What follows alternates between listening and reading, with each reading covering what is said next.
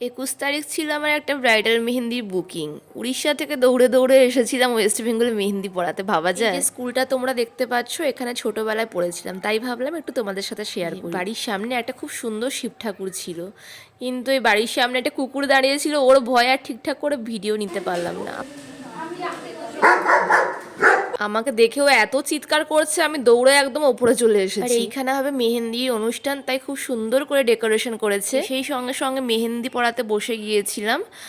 আগে পাটি মেহেন্দিগুলো পরিয়ে নিয়েছিলাম। এই পুচকিটা কি সুন্দর বলছে, খুব সুন্দর। পছন্দ হয়েছে।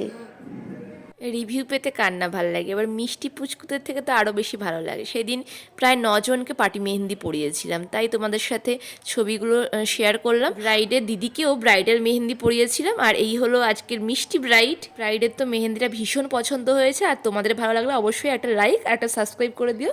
আজকের মতো এখানেই, বাই।